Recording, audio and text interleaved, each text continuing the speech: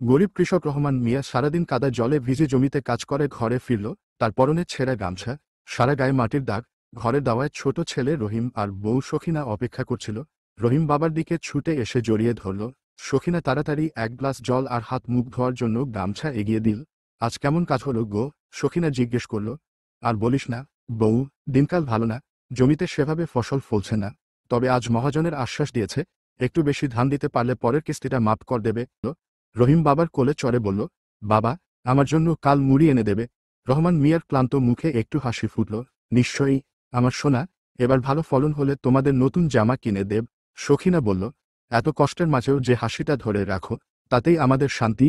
এসো, ভাত বেড়েছি, খেয়ে নাও। ক্ষুদ্র কুটির, সামান্য খাবার, কিন্তু ভালোবাসার উষ্ণতায় তাদের সংসার ভরেছিল। রাত গভীর হলে জীর্ণ লেপের নিচে শুয়ে বাপ ছেলে বউয়েরা সুখ দুঃখের গল্প করতে করতে ঘুমিয়ে পড়ল। নতুন দিনের আশায় আবার এক দরিদ্র কৃষক পরিবার প্রস্তুত হলো জীবনযুদ্ধে নামার জন্য।